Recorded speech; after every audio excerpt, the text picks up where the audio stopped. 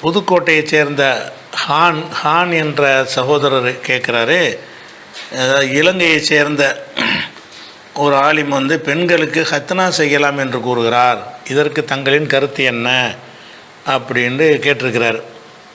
அவர் ஒரு லிங்க் அனுப்பியிருந்தால் அது ஓப்பன் ஆகலை, ஒரு ஆலிம் கேட்குறாருண்டு. இருந்தாலும் அவர் ஒரு ஆலிம் பேரை குறிப்பிட்டிருக்கிறாரு. எல்லாம் ஒரே வார்த்தை தான் சொல்கிறாங்க. நமக்கு இன்னொரு வீடியோ முபாரக் மதனி என்பவர் பேசியிருக்கிறாரு. அந்த வீடியோ அனுப்பி இந்த மாதிரி பெண்களுக்கு ஹத்னா இருக்குன்னு சொல்கிறாங்களே, அது என்ன கருத்து என்னன்னு கேட்டிருக்கிறார். பொதுவாக அந்த முபாரக் மதனுடைய அந்த வீடியோ பார்த்துருங்க. அந்த பெண்களுக்கும் ஹத்னா இருக்குன்னு சொல்கிறார்ல, அதாவது சுன்னத்து பண்ணுறது, பெண்களுக்கு சுன்னத்து பண்ணணுமா என்று சொல்கிறார்கள். பெண் குழந்தைகளுக்கு ஹத்னா செய்வதனுடைய சட்டம் என்ன என்பதை பார்க்கிற போது பெரும்பாலான உலமாக்களுடைய நிலைப்பாடு பெண் குழந்தைகளுக்கும் ஹத்னா இருக்கிறது என்பதுதான். இதுதான் சரியான நிலைப்பாடும் கூட. இதற்கு பிரதானமான ஆதாரமாக உலமாக்கள் முன்வைக்கக்கூடிய ஒரு ஆதாரம்தான் ரசூல் ஸல்லல்லாஹு அலைஹி வஸல்லம் அவர்கள் சொன்னார்கள், புகாரி முஸ்லீமிலே வரக்கூடிய ஒரு ஹதீஸ், ஹம்சும் மினல் ஃபித்ரா, 5 விஷயங்கள் இயற்கையான சுன்னத்தோடு தொடர்பானதாகும். அதிலே முதலாவதாக அல் ஹிதான் என்று சொல்கிறார்கள், ஹத்னா செய்வது. இங்கே ஹத்னா என்பது பொதுவாக பயன்படுத்தப்பட்டிருக்கிறது. ஆண்களுக்கென்றோ அல்லது பெண்களுக்கென்றோ பிரித்து சொல்லப்படாமல் பொதுப்படையாக ஹத்னா செய்வது சுன்னாவில் உள்ளது என்று இந்த ஹதீஸிலே கூறப்படுவதால் இது ஆண்களுக்கும் பெண்களுக்கும் பொருந்தும் என்பதை உலமாக்கள் வலியுறுத்துகிறார்கள். இப்போ பெண்களுடைய சுன்னத்து ஆண்களுடைய சுன்னத்துன்னு சொல்கிறோம்ல, அது என்னன்னு முதல் விளங்கிக்கிறணும். ஆண்களுக்கு ஹத்னா பண்ணுவது என்று சொன்னால் அவர்களுக்கு தேவையற்ற நிலையில் இருக்கக்கூடிய அந்த முன் தோலை நீக்குவதற்கு பேர் தான் ஹத்னான்னு சொல்கிறது. இது ஆண்களுக்கு காலகாலம் நீண்ட நெடுங்காலமாக நடைமுறையில் இருந்து, இப்ராஹிம் நபி காலத்தில் இருந்து யூதர்கள்ட்ட, முஸ்லீம்கள்கிட்ட, ஜாஹிலியா காலத்து அரபுகள்கிட்ட எல்லாம் இருந்து வர்ற ஒரு வழக்கம். இது ஒரு ஹத்னான்னு சொல்கிறது. பெண்களுக்கு என்ன செய்வாங்கன்னா, ஆப்பிரிக்க நாடு போன்ற பகுதிகளில் பெண்களுக்கும் அவங்களுடைய அந்த ஒரு பகுதியை கட் பண்ணி எடுப்பாங்க. இது ஹித்தான், இதையும் சுன்னத் என்கிற பெயரில் சொல்லி இதையும் மார்க்கத்தில் உள்ளது அப்படின்னு வாதிடுகிறார்கள். ஆண்களுடைய அந்த தோலை நீக்குவது ஆண்களுக்கு நன்மை செய்யக்கூடிய ஒரு காரியம். பெண்களுக்கு அப்படி எக்ஸ்ட்ராவான நீக்க வேண்டிய தோல்னால் ஒன்றும் கிடையாது. அந்த உறுப்பை தான் சிதைக்கிறாங்க. எந்த உறுப்பு அவங்க இல்லற வாழ்க்கைக்கு தேவையானதாக இருக்கிறதோ அந்த பகுதியை சிதைத்து விட்டு அதையும் சமப்படுத்தி என்ன செய்கிறாங்க, பேசுகிறாங்க. இது பெண்களுக்கு ஹத்னா செய்தல் என்பது அது ஒரு கண்டிக்க வேண்டிய ஒரு செயல். பெண்களுக்கு கேடு செய்கிற விஷயம். எல்லா காரியங்களும் என்ன இருக்கு, நன்மை செய்யக்கூடியதாக தான் இஸ்லாத்தில் இருக்கும். இஸ்லாத்தின் பேரால் ஒரு விரலை வெட்டி போட்டுனா வெட்டுவீங்களா? வெட்ட மாட்டோம். நகத்தை வெட்டினா வெட்டுவீங்க. ஏன் வெட்டுவீங்க?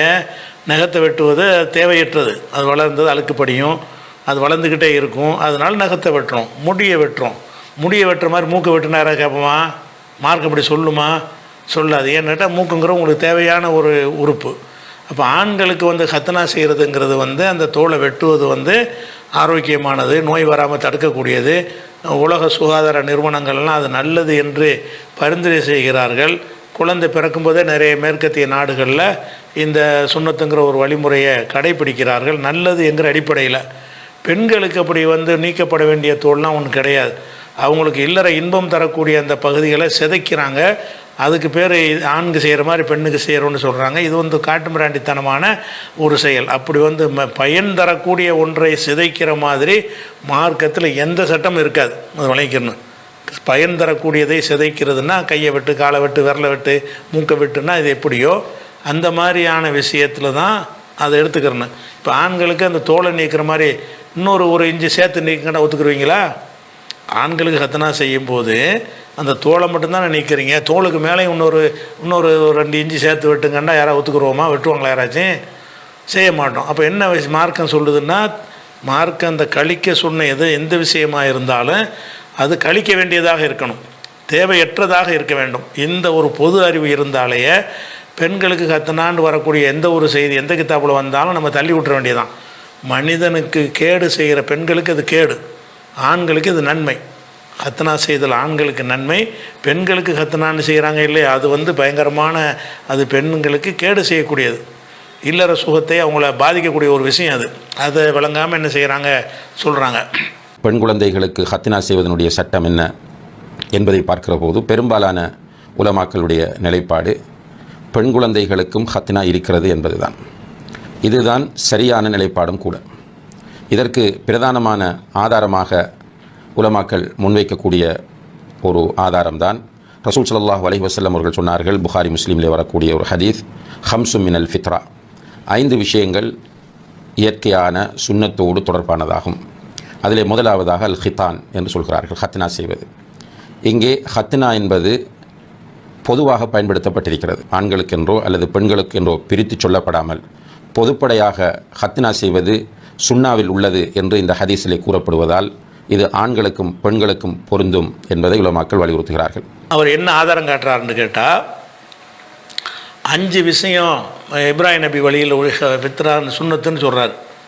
அந்த 5 விஷயத்தில் என்ன வருதுன்னா அல் ஹித்தான்னு வருது. இது ஆண் பெண் என்று பொதுவாக சொல்லலையாம். ஹித்தான்னா ஹத்னா செய்தல்னு வருது. ஹத்னா செய்தல்னு வந்த உடனே இதில் ஆண் பெண்ணுண்டா குறிப்பிடப்பட்டிருக்குது, பொதுவாக தானே இருக்குது. அப்போ பெண்கள் தான் செய்கிறது சுன்னத்து அப்படின்னு ஆரம்பிக்கிறாரு. பிறகு முடிக்கும்போது பெண்கள் விரும்பினா செய்யலாம், விரும்பாட்டி விட்டுடலாங்கிற மாதிரி முடிக்கிறாரு. சுன்னத்துன்னா சுன்னத்துன்னு சொல்ல வேண்டியதானே. ஆக அன்புள்ள சகோதர சகோதரிகளே, பெண்களுக்கு ஹத்னா செய்வது என்பது மார்க்கத்தில் உள்ள ஒன்று என்பதை நாம் புரிந்து கொள்ள வேண்டும். அதே நேரத்திலே ஆண்களை போன்று வலியுறுத்தப்பட்ட ஒன்றா என்ற விஷயத்தில் பெரும்பாலான உலமாக்கள் அப்படி கிடையாது. பெண்களுக்கு இது மார்க்கம் அனுமதித்த ஒன்று, வலியுறுத்தப்பட்ட ஒன்றல்ல. இது பெண்களுக்கு சுன்னாவாக அல்லது அவர்களுக்கு ஒரு சிறப்பான அம்சமாக அமையும் என்கிற கருத்தை தான் முன்வைத்திருக்கிறார். அவர் சொல்வதற்கு அவருக்கே தயக்கமாக இருக்குது. முதல்ல இந்த ஹதீஸை வச்சுக்கிட்டு ஆண்களுக்கு ஹத்னா சுன்னத்து என்பது போலவே பெண்களுக்கும் சுன்னத்து, ஏன்னா ஹித்தான் என்று பொதுவாக வந்திருக்கிறது, எல்லா முஸ்லீமும் செய்யணுன்னு தான் அர்த்தம், பெண்களுக்கும் ஹத்னா பண்ணணும் அப்படின்னு அவர் சொல்லிவிட்டு கடைசியில் முடிக்கிற நேரத்தில் அது விரும்பத்தக்கது, அவங்களுக்கு கட்டாயம் கிடையாது, சுன்னத்துலாம் கிடையாது, ஆனால் செஞ்சுக்கிறது நல்லது அப்படின்னு முடிக்கிறார். முதல் விஷயம் முதல் விளங்கிக்கிற விஷயம் என்னென்னு கேட்டால், 5 விஷயம் சொல்லப்பட்டிருக்குல்ல, 5 விஷயத்தில் 5வது என்ன சொல்லப்பட்டிருக்கு? கசு ஷாரிபி, மீசையை கத்தரிக்குதல்னு இருக்குது. பெண்களுக்கு கத்தரிப்பீங்களா? பொதுவாக தானே வந்திருக்குது. அப்படின்னா என்ன விளங்கணும்? பொதுவாக வந்தாலும் மீசை ஆணுக்கு தானே இருக்கேன், அதனால் ஆணைத்தான் குறிக்கி, பெண்ணுக்கு இது வராது. அதே மாதிரி தான் ஹத்னாங்கிறது ஆணுக்கு தான் இருக்குது. அப்போ ஆணுக்கு தான் வெட்டப்பட வேண்டிய தோல் இருக்கே தவிர, அப்போ வெட்டப்பட வேண்டிய தோல் பொதுவாக வந்துருச்சு, அதனால் எங்கேயா போய் வெட்டி ஒன்று வெட்ட முடியுமா? அது மார்க்க அறிவு பத்தாமல், ஆய்வு பத்தாமல் என்ன செய்கிறாங்கன்னா இந்த மாதிரி வாதம் வைக்கிறாரு. இந்த ஒரு வாதத்திலிருந்து, அதாவது 5 விஷயங்கள் சுன்னத்து என்று ரசூலுல்லாஹ் சொன்னாங்க, இயற்கையான சுன்னத்து என்று. ஹம்சு மினல் ஃபித்ரா, 5 காரியங்கள் இயற்கையான வழிமுறையில் உள்ளதாக இருக்கிறது. அல் ஹித்தானு, 1வது ஹத்னா செய்கிறது, 2வது இஸ்திஹ்தாது, மர்ம உறுப்புகளில் ஒரு முடியை நீக்கிறது, நத்ஃபுல் இபுத்தி, அக்குள் முடிகளை நீக்கிறது, தக்லீமுல் அலுஃபார், நகத்தை வெட்டுவது, அதோட கசு ஷாரிபி, மீசையை கத்திரித்தல்னு வருது. இதில் 3 விஷயம் ஆண் பெண்ணுக்கு பொதுவானதாக இருக்கிறது, 2 விஷயம் ஆணுக்கு மட்டும் உள்ளதாக இருக்கிறது. ஆணுக்கு மட்டும் உள்ளதாக இருக்கும்போது ஹித்தான் என்று விட்டது. பெண்களும் சின்ன எங்கே பெண்களுக்கு ஹத்னா செய்கிறதுக்கு என்ன எக்ஸ்ட்ராவான ஒரு தோல் இருக்கிறது? அப்படி ஒன்றும் இல்லை. அதனால் அறியாமையில் என்ன செய்கிறாரு, அது ஒரு வாதமாக வைக்கிறாரு. இந்த புகாரியுடைய ஹதீஸை புகாரில் இந்த ஹதீஸ் வருது 5 விஷயம்னு சொல்லி, அது புகாரில் 5889 ஹதீஸாக வருது. இதுக்கு ஆதாரம் ஆகாது. 2வதாக ஒரு ஆதாரம், அதுவும் முஸ்லீமிலே பதிவு செய்யப்பட்டிருக்கக்கூடிய ஒரு ஹதீஸ். நபி ஸல்லல்லாஹு அலைஹி வஸல்லம் அவர்கள் சொல்கிறார்கள், இதா மஸ்ஸல் ஹிதானுல் ஹிதான வஜபல் குஸ்ல். இன்னும் ஒரு ரிவாயத்தில் இதல் தக்கல் ஹிதானானி வஜபல் குஸ்ல். ஹத்னா செய்யப்பட்ட 2 உறுப்புகள் சந்தித்தால் குளிப்பு கடமையாகிவிடும் என்று சொல்கிறார்கள். இந்த ஹதீஸை ஆதாரமாக வைத்து இமாம் அஹ்மத் பின் ஹம்பல் ரஹிமஹுல்லா அவர்கள் சொல்கிறார்கள், இந்த ஹதீஸ் பெண்களிடம் ஹத்னா செய்யக்கூடிய நடைமுறை இருந்திருக்கிறது என்பதை எடுத்து காட்டுகிறது என்று சொல்கிறார்கள். இன்னொரு விஷயத்தை விளைவிக்கணும். அதாவது 2, அதாவது இப்போ ஆண்கள் பெண்கள் இல்லறத்தில் ஈடுபடுறாங்கல்ல, அதை பற்றி ரசூலுல்லாஹ் பேசும்போது சொல்கிறாங்க, இதழ் தக்கல் ஹிதானானி, 2 ஹிதான், ஹிதான்னா ஹத்னா செய்யும் உறுப்புன்னு அர்த்தம். ஹிதானானின்னா 2 ஹத்னா செய்யும் உறுப்புகள் இணைந்து விட்டால் குளிப்பு கடமை அப்படின்னு சொல்கிறாங்க. அப்போ அதை எதை சொல்கிறாங்கன்னா, ஒரு ஆண் உறுப்பு பெண் உறுப்புங்கிறதுக்கு அந்த வார்த்தையை சொல்கிறாங்க. அதுக்கு என்ன வார்த்தையை போட்டு ரசூலுல்லாஹ் சொல்கிறாங்கன்னு கேட்டால், மஸ்ஸல் ஹிதானு அல் ஹிதான அல்ல இதழ் தக்கல் ஹிதானானே, 2 ஹிதான்கள் அப்படின்ட்டு வர்றதுனால அப்போ பெண்ணுடைய உறுப்பை சொல்லும் பொழுது ஹித்தான்கிற வார்த்தையை யூஸ் பண்ணியிருக்கிறாங்க. ஆண்களுக்கு ஹித்தான்கிற வார்த்தையை யூஸ் பண்ண மாதிரி பெண்களுக்கும் ஹித்தான்ற சொல்ல ரசூல்லா யூஸ் பண்ணியிருக்கிறாங்க. அதன் அடிப்படையில் அதுக்கு ஹத்தனா இருக்குன்ற அர்த்தமா எப்படி சட்டம் ஆய்வு செய்கிறாங்கன்னு பாருங்கள். அதாவது 2 ஹித்தான்கள், ஹித்தான் என்றால் ஹத்தனா செய்யும் உறுப்புன்னு அர்த்தம். 2 ஹத்தனா செய்யும் உறுப்புகள்னு சொன்னால் ஆணுக்கு ஹத்தனா செய்யும் உறுப்பு மாதிரி பெண்ணுக்கு இருக்குன்னு தானே அர்த்தம். அதனால தான் நான் ஹித்தான்கிற வார்த்தையை யூஸ் பண்ணியிருக்கிறாங்க அப்படின்ட்டு ஒரு வாதத்தை வைக்கிறார். இது இதுவும் ஒரு மடமை தான், இதுவும் அறியாமையில் தான் வைக்கிறார். அதாவது பெண்ணுக்கு முதல்ல ஹத்தனா செய்கிற உறுப்பு இருக்குதா? இல்லை. இல்லாமல் இருக்கும்போது அப்படி சொல்கிறாங்க என்று கேட்டால், அரபு மொழியில் தகலீப் என்று ஒரு வகை இருக்குது. தகலீப் என்று சொன்னால் புரிந்து கொள்வதற்கு எடுத்துக்கிறோம். நமக்கு தகப்பனாருக்கு பேர் அபுன் தந்தைன்னு சொல்லுவோம். தாயாருக்கு உம்மு என்று சொல்லுவோம். உம்மு என்றால் அம்மா, அபு என்றால் தந்தைன்னு அர்த்தம். இப்போ தாயையும் தந்தையுமே ஒரு சொல்லில் குறிப்பிட விரும்பினாங்கன்னு வைங்க, எப்படி சொல்லுவாங்கன்னு அரபியில் அபவானி, இரு தந்தையர்கள்பாங்க. அதாவது அபவானின் அபுனா ஒருமை, அபவானி அபவைனா இருமை, இரு தந்தைகள் அதுக்கு நேரடி அர்த்தம். இந்த சொல்லு இரு தந்தை யாருக்கா இருப்பானா? இருக்க மாட்டான். இரு தந்தைகள்னு குரான்லேயும் அபவானின்னு வருது. வாலிதானி, வாலிதுனாலும் தகப்பேன், வாலிதானின்னா 2 தகப்பேன். அபு என்றாலும் வாலிது என்றாலும் ஒரே அர்த்தம்தான். தகப்பன் தந்தைன்னு தமிழில் வச்சுக்கிற மாதிரி வச்சுக்கிறீங்களேன். அப்போ வாலிது என்றால் தகப்பன், வாலிதானி வாலிதைனின்னா 2 தகப்பன் அர்த்தம். 2 தகப்பன் அர்த்தம் கிடையாது, அதுக்கு நேரடி அர்த்தம் அதுதான். ஆனாலும் ஒரு ஆணை சொல்லும்போதே பெண்ணை அந்த கணக்கில் சேர்த்து என்ன செய்வாங்கன்னா வாலிதானி தாய் தந்தையர், அபவானின்னா தாய் தந்தையர்னு அர்த்தம். அபவானிக்கு நேரடி அர்த்தம் 2 தந்தை. இந்த சொல்லை வச்சுக்கிட்டு இந்த முபாரக் மதனி மாதிரி ஆய்வு செஞ்சாங்கன்னு வைங்க, 2 தந்தை என்று வந்த காரணத்தினால பெண்ணுக்கு அந்த ஆண் உறுப்பெல்லாம் இருக்குது அப்படின்னு அர்த்தம் செய்வீங்களா? பெண்ணையும் ஆணையும் சேர்த்து தானே அபவானிங்கிறாங்க. 2 பேரும் அபுன்னு தந்தைன்னு சொல்வதாக இருந்தால் இந்த தந்தைக்கு இருக்கிற மாதிரியான விஷயம் தாய்க்கு இருக்குன்னு எவனாச்சும் வழங்குவானா? அவர் அறிவாளிக்கு இப்படி புரியுமா? அரபு மொழியில் உள்ள விஷயங்கள் அந்த புரியலை உங்களுக்கு. அரபு மொழியில் அரபு நாட்டில் போய் படிச்சிருக்கிறாங்க. என்ன இருந்தாலும் அரபுல இந்த தகலீப்புன்னு ஒரு வகை பெரும்பாலும் நம்ம மொழியிலலாம் அது ஜாஸ்தியாக காணப்படலை. அரபியில் எக்கச்சக்கமான தகலீப்புன்னு சொன்னால் 2 விஷயத்துக்கு 2 பொருள் எடுத்துக்கிட்டு 2ஐயும் ஒரு பேரில் அடக்குவாங்க. பொருள் அடக்கும்போது என்ன செய்வாங்கன்னா அபுங்கிற வார்த்தையை முதல்ல எடுத்துக்கிடுவாங்க, தந்தைங்கிறத. அபவானி இரு தந்தையர்கள் அப்படின்னு நேரடி அர்த்தம். ஆனால் தமிழ் மொழிபெயர்க்கும்போது தாய் தந்தையர்னு அர்த்தம் செய்யணும். அபவானி என்றால் தாய் தந்தையர்ண்டு, வாலிதானி என்றால் அதே மாதிரி உள்ளது தான். அதே மாதிரி இப்போ அபூபக்கர் உமர் இருக்கிறாங்கல்ல, அபூபக்கர் உமர், அபூபக்கர்னு அது ஒரு ஆளுக்கு பேர், முதல் ஹலீஃபாவுக்கு பேர். உமர் என்பது அது ஒரு ஆளுக்கு பேர், 2வது ஹலீஃபாவுக்கு பேர். இந்த 2 பேரையும் ஒரு வார்த்தையில் சொல்லுவாங்க. எப்படின்னா உமராணி, 2 உமர்கள்பாங்க. 2 அபூபக்கர்னு சொல்லாமல் 2 உமராணி, உமரைனி. உமராணின்னு ஒரு கிதாபில் நீங்கள் பார்த்தீங்கன்னு சொன்னால் அதுக்கு என்ன அர்த்தம் செய்யணும்? அபூபக்கர் உமர் அந்த 2 பேரையும் குறிப்பதற்கு இந்த வார்த்தை. ஒருத்தர் தானே உமர், 2 பேர் இப்படி உமர் ஆவார்? உமராக இல்லாத ஒருத்தரை உமர்னு சொல்கிறீங்களா இல்லையா? அப்படிங்கிற மாதிரி 2 பேர் 2 இதை ஒரு வார்த்தையில் அடக்கிறது என்பது இதுக்கு பேர் தகலீப்பும்பாங்க. அதே மாதிரி இப்போ தொழுகைக்கு ஒரு பாங்கு சொல்கிறாங்க. பாங்குக்கு அப்புறம் தொழுகையை ஸ்டார்ட் பண்ணும்போது இகாமத்து சொல்கிறாங்க. தொழுகைக்கு கொஞ்சம் நேரத்துக்கு முன்னாடி அழைப்பு கொடுக்கறது பாங்கு. தொழுகையை ஸ்டார்ட் பண்ணும்பொழுது சொல்கிறதுக்கு பேர் இகாமத்து. இது பாங்குக்கு அரபியில் அதான், இகாமத்துக்கு இகாமத்து. பாங்குக்கு அரபியில் அதான்ங்கிற வார்த்தையை சொல்லுவாங்க, இகாமத்துக்கு இகாமத்துங்கிற வார்த்தையை சொல்லுவாங்க. இந்த பாங்கை இகாமத்தையும் சேர்த்து சொல்வதாக இருந்தால் அதானானி 2 பாங்குன்றுவாங்க. அதானைனி, அதானானி, அதானைனி. அப்போ 2 பாங்குன்னு அர்த்தம் நம்ம செய்யக்கூடாது. அதானானின்னா பாங்கு இகாமத்துன்னு அர்த்தம். பாங்கும் இகாமத்தும் என்று 2 சொல்லாக பயன்படுத்துவதற்கு பதிலாக ஒரு சொல்லையே இருமையாக்கி விட்ருவாங்க. நமக்கு அறிவு இருக்கிறதுனால எதை வச்சு வழங்குகிறோம்? 2 பாங்கு கிடையாது, ஒரு பாங்கு தானே இருக்குதுன்னு நமக்கு அறிவு சொல்லுதில்ல. அறிவு சொல்கிறதுனால பாங்கு தான், இகாமத்தை சொல்வதற்கு பதிலாக இப்படி சொல்லியிருக்கிறாங்கன்னு அதில் விளங்கிக்கிறோம். உமரானினோன்னு 2 ஒரு ஆள் அபூபக்கர், ஒரு ஆள் உமரில், 2 பேர் உமர் கிடையாதுன்னு நினைக்கிறீங்கல்ல, உங்களுக்கே தெரியுதுல்ல. தெரிஞ்சிருந்தால அந்த உமரானியில் அர்த்தம் என்னென்னா அபூபக்கர் உமர்னு அர்த்தம்.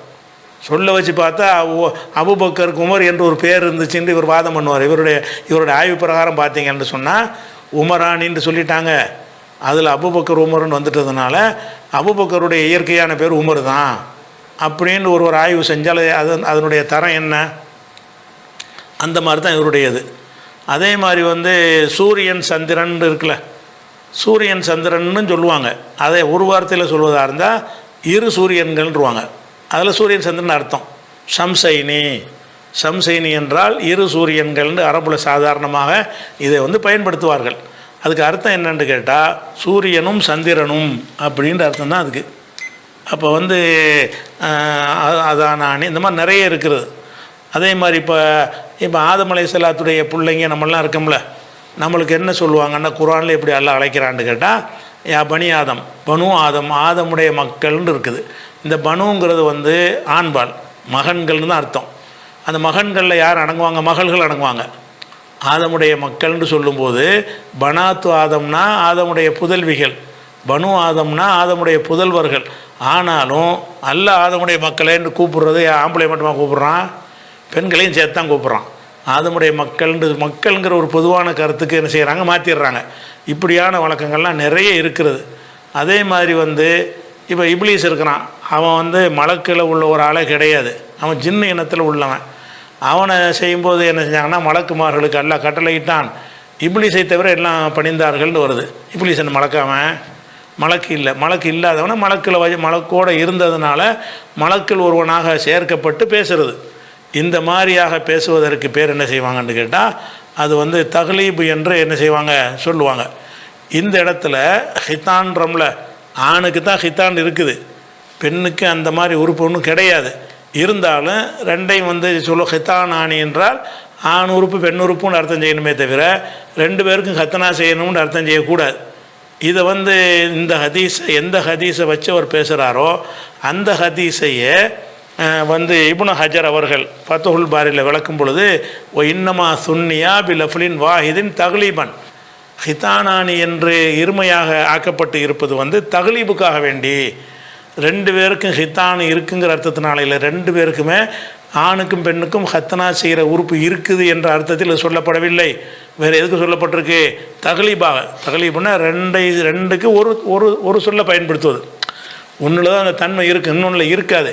இருந்தாலும் அதையும் இதில் சேர்த்து விட்டு பயன்படுத்துறது இருக்குல்ல. தக்லீப்னா மிகைப்பட கூறுதல்னு அர்த்தம், மிகைப்படுத்துதல்னு அர்த்தம். இங்கே மிகைப்படுத்தினது அதாவது தந்தையை மிகைப்படுத்தி தாயோடு சேர்த்து விட்டுறது, தந்தை மாதிரி ஆக்கியது அப்படி சேர்த்து விட்டுறது. இந்த மாதிரி மிகைப்பட கூறுதல்ங்கிற ஒரு தக்லீப் என்ற ஒரு சொல் வழக்கு அரபுல எக்கச்சக்கமாக இருக்குது, நிறைய இருக்குது இந்த மாதிரி தக்லீப் பண்ணுறது. அந்த வகையில் சொன்னதை வச்சுக்கிட்டு ஹித்தானும் சந்தித்தால், ஹித்தானு இங்கே இருக்குது, அங்கே எங்கே இருக்குது, அங்கே இல்லையே பெண்ணுக்கு, அப்போ இல்லைங்கன்னு அர்த்தம். அது இந்த தக்லீபுக்காக வேண்டி ரெண்டையும் அப்படி சொல்லப்பட்டிருக்கு என்று இப்னு ஹஜர் போன்றவர்கள் அதுக்கு மொழி அடிப்படையில் விளக்கம் சொல்லியிருக்கிறார்கள். அது சரியாகவும் இருக்குது. அதனால் அந்த ஆதாரமும் நிற்காது. அடுத்து இவர் என்ன செய்கிறார்? இன்னொரு ஆதாரம் என்ன காட்டினார்னு கேட்டால், அதே போல் அபூதாவுதில் இடம்பெறக்கூடிய ஒரு ஹதீஸ், அத்தியா ரலியல்லாஹு அன்ஹா அவர்கள் சொல்கிறார்கள், மதீனாவிலே பெண்களுக்கு ஹத்னா செய்யக்கூடிய ஒரு பெண் இருந்தார். அந்த பெண்ணை பார்த்து ரசூல் ஸல்லல்லாஹு அலைஹி வஸல்லம் அவர்கள் சொன்னார்கள், லா தன்ஹகி, நீ ஹத்னா செய்யும் போது ஆழமாக வெட்டி விடாதே என்று சொன்னார்கள் என்று கூறக்கூடிய இந்த ஹதீஸை ஷேக் நாசருத்தீன் அல்பானி ரஹ்மஹுல்லா அவர்கள் சஹீஹானது என்று குறிப்பிடுகிறார்கள். ஆக அன்புள்ள சகோதர சகோதரிகளே, பெண்களுக்கு ஹத்னா செய்வது என்பது மார்க்கத்தில் உள்ள ஒன்று என்பதை நாம் புரிந்து கொள்ள வேண்டும். அதே நேரத்திலே ஆண்களை போன்று வலியுறுத்தப்பட்ட ஒன்றா என்ற விஷயத்தில் பெரும்பாலான உலமாக்கள் அப்படி கிடையாது. பெண்களுக்கு இது மார்க்கம் அனுமதித்த ஒன்று, வலியுறுத்தப்பட்ட ஒன்றல்ல. இது பெண்களுக்கு சுண்ணாவாக அல்லது அவர்களுக்கு ஒரு சிறப்பான அம்சமாக அமையும் என்கிற கருத்தை தான் முன்வைத்திருக்கிறார்கள். அவர் காட்டின ஒரு ஆதாரம், நீங்கள் சுண்ணத்து பண்ணுறதுக்குன்னு ஒரு பெண் இருந்தாங்களாம். அந்த பெண்ணிட்ட ரசூலுல்லாஹ் சொன்னாங்களா, லா தன்ஹிக்கி, நீ ஒட்டை நரிக்கிறாத என்று ரசூலுல்லாஹ் சொன்னாங்க. கொஞ்சமாக நறுக்கிக்க அப்படின்றத வச்சுக்கிட்டு பெண்ணுக்கும் இருக்குது அப்படின்ட்டு இந்த ஒரு ஹதீஸை மூணாவதாக சொல்கிறார். இதுதான் ஹத்தனாவை பற்றி நேராக சொல்கிற ஹதீஸாக இருக்குது. அது ரெண்டுலேருந்து எடுப்பது அது ஒரு அறிவீனம்.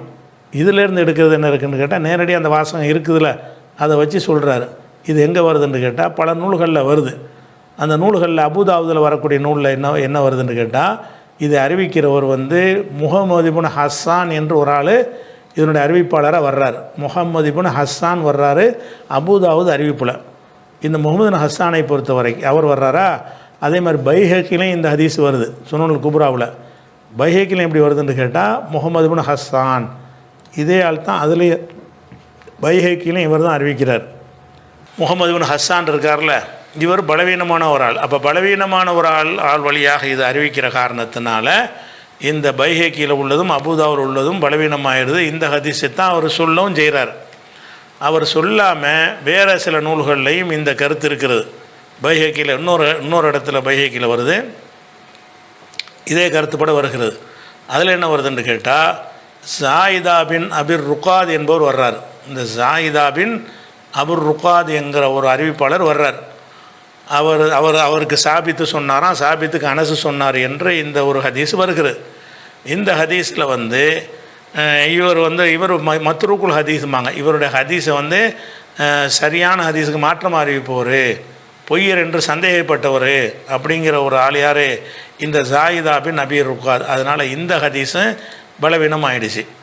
அதே மாதிரி வந்து இதே ஹதீஸு ஹாக்கிமில் வருது. பெண்களுக்கு சுன்னத்து செய்யும்போது ஒட்டை நரிக்கிறாதீங்க, கொஞ்சமாக நரிக்கிறங்க ரசூல்லா சொன்னதாக வரக்கூடிய ஒரு செய்தி தான்.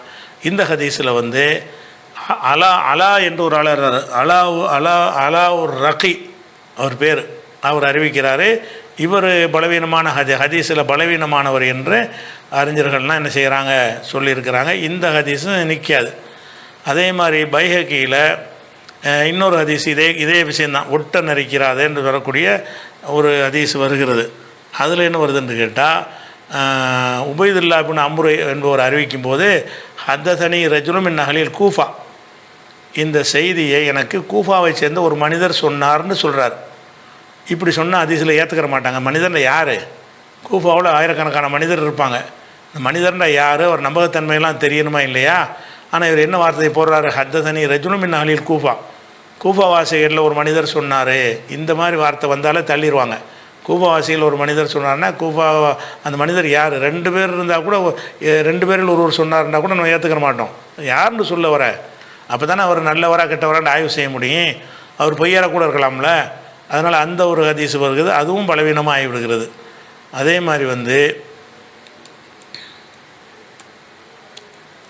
இன்னொரு தபுரானியுடைய கபீரில் இதே ஹதீஸ் வரும் பொழுது ரஜுல் மின் அஹ்லில் கூஃபாவை சேர்ந்த ஒரு மனிதர் வழியாகண்டு அதுலேயும் எப்படி வருது, ஒரு மனிதர். இந்த இதுவும் பலவீனம் ஆகிப்போச்சு.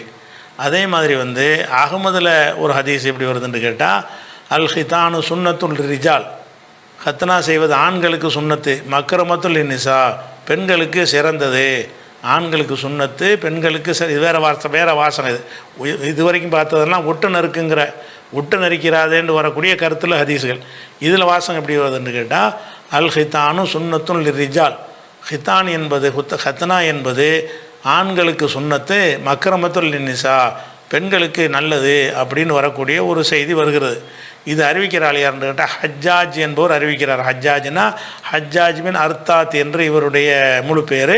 இந்த ஹஜ்ஜாஜ் அறிவிக்கிறார். இவர் எப்படிப்பட்டவர்னு கேட்டால் இவர் வந்து தத்லீஸ் பண்ணுறவர். இவர் முன்னாடி உள்ள ஆளை விட்டுட்டு அறிவிக்கக்கூடிய ஒரு ஆள். இவர் ஒரு செய்தி அறிவித்தார்ன்னு சொன்னால் எனக்கு அறிவித்தார் என்று சொன்னால் தான் ஏற்றுக்குருவாங்க. அன் போட்டார்னா ஏற்றுக்கிற மாட்டாங்க. அவர் வழியாக. இங்கே எப்படி வருதுன்னா அன் அபுல் மலிஹ் வழியாகன்னு அறிவிக்கிறார். அப்போ அபுல் மலிகிட்ட இவர் கேட்டாரா கேட்கலையான்னு நமக்கு தெரியலை. அதனால் இவர் வந்து விட்டுட்டு அறிவிக்கிற ஆளாக இருக்குது. ஒரு ஆளை இடையில் விட்டுருவாருங்கிற காரணத்தினால இந்த என்று போட்டு ஒரு வழியாகன்னு போட்டிருக்கிற காரணத்தினாலையும் இது பலவீனமாயிரும். அதுபோக இவரே என்ன பண்ணியிருக்காரு, இந்த ஹஜ்ஜாஜ் வந்து நிறைய குழப்பி இருக்கிறாரு. எப்படி குழப்பி இருக்கிறாருன்னு கேட்டால் இந்த ஒரு அறிவிக்கும் போது இந்த அபுல் மலிஹ்ன்னு அறிவித்ததாக சொல்கிறார்ல, அபுல் மலிஹ் தன் தந்தை வழியாக அறிவித்தார் என்று தந்தை ரசூல்லாட்ட கேட்ட மாதிரி ஒரு தடவை சொல்கிறாரு. இன்னொரு தடவை சொல்லும்போது என்ன செய்கிறாரு, அந்த இது வந்து பைஹக்கில் இருக்கிறது. இன்னொரு அறிவிப்பில் எப்படி வருதுன்னு கேட்டால் தப்ரானில் வரும் பொழுது அபுல் மலிஹ் அவர் தந்தை, அவர் வந்து சத்தாதி பின் ஹவுஸ் இன்னொரு ஆள் சேர்க்குறார். வாப்பாட்டிருந்து வாப்பா ரசூல்லாட்ட கேட்கலையாம். அவர் அபுல் மலிஹ் என்பவர் தந்தைகிட்ட கேட்குறாரு, தந்தை வந்து சத்தாதிட்ட கேட்குறாரு என்று ஆள் பேரை மாற்றி சொல்கிறார். இதை இல்திராபாங்க, குழப்புறாருன்னு அர்த்தம். குழப்பி சொல்கிறாரு. இன்னொரு இடத்துல என்ன செய்கிறாருன்னு கேட்டால் அன் ரஜுலின் ஒரு மனிதர் வழியாகங்கிறார். தந்தைங்கிறதுக்கு பதிலாக ஒரு மனிதர் வழியாக, அந்த மனிதர் வந்து அபுல் மலிக் வழியாக, அந்த மனிதர் ஷத்தாத் வழியாக என்று சொல்கிறாரு இப்னு அபி ஷைபாவில். அப்போ இந்த ஒரு செய்தியை வந்து பலவிதங்களாக அறிவித்ததுனாலையும் இது அடிபட்டு போயிடும். இவர் தத்லீஸ் பண்ணக்கூடிய ஒரு ஆளாக இருக்கிறதுனால அன் என்று போட்டு அறிவித்திருக்கிறதுனாலேயே இந்த செய்தி அடிபட்டு போயிடும்.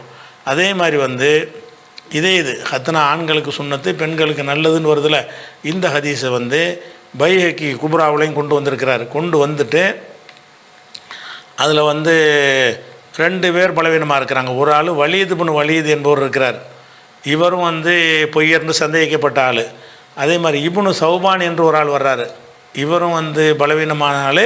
கடைசி காலத்தில் மூல குணம்லாம் ஒரு ஆள். இவர் இந்த 2 பலவீனம் இருக்கிறது. அதனால தான் அந்த ஹதீஸை போட்டுட்டு பைஹக்கியே சொல்கிறாரு ஹாதா இஸ்னாதுன் லைஃபுன், இது பலவீனமான அறிவிப்புன்னு அவரே குறிப்பிடவும் செஞ்சிடுறாரு. பைஹக்கியில் இந்த ஹதீஸை போட்டுட்டு பலவீனத்துக்கு காரணத்தை அவர் சொல்லலை, இந்த 2 பேர் தான் காரணம். பலவீனத்துக்கு என்ன காரணம்? வலீத் இப்னு வலீத் என்ற பலவீனமானவரும் இப்னு சௌபான் என்ற பலவீனமானவரும் வர்ற காரணத்தினால இந்த சிவப்பு கலரை நான் போட்டிருக்கிறது நம்ம போட்டுக்கிட்டது கிதாபில் உள்ளதில்லை. இந்த சிவப்பு கலராக போட்டது வந்து அவருடைய விமர்சனத்தை நான் எடுத்து காப்பி பண்ணி போட்டிருக்கிறேன். அப்போ இந்த இது இப்போ என்ன சொல்கிறாருன்னு கேட்டால் ஹாதா இஸ்னாதுன் லைஃபுன், இது வந்து பலவீனமான சனது, சரி இல்லாத சனதுன்னு அவரே சொல்லிடுறாரு. அதனால் சுன்னத்து பண்ணுறதுக்கு சொல்லக்கூடிய 3 ஆதாரம் சொன்னார். 3ஐயும் சொல்லிட்டோம். மேற்கொண்டு என்னென்ன ஆதாரம் இருக்குதோ எல்லாத்தையும் சொல்லிட்டோம். பெண்களுக்கு ஹத்னா என்பது ஒரு மடமையான ஒரு விஷயம், கேடு தரக்கூடிய ஒன்றை மார்க்கம் கண்டிப்பாக வந்து வர ஒரு ஹதீஸில் வந்து நீங்கள் கட்டவரில் வெட்டுங்கன்னு வந்தால் நம்ம செய்வோமா? செய்ய மாட்டோம். எந்த ஹதீஸில் வந்து கேட்டால் அது புகாரில் வந்துருக்கட்டுமே, நம்ம செய்ய மாட்டோம். ஏன்? மார்க்கத்தில் இப்படி இருக்காது. பேசிக்கு நமக்கு இருக்குதே. பேசிக்கு வந்து இஸ்லாத்தில் இந்த மாதிரி ஒரு வேதனைப்படுத்தக்கூடிய ஒரு விஷயங்கள் இஸ்லாத்தில் சட்டமாக இருக்காது. என்கிற ஒரு அடிப்படைக்கு மாற்றமாக இருந்தால் தூக்கி தள்ளிட வேண்டியதான். அதுபோக அறிவிப்பாளர்லாம் மோசமாக இருக்குது. அதனால் இந்த ஹதீஸ் சரியில்லை. பெண்களுக்கு ஹத்னாங்க செய்யக்கூடாது.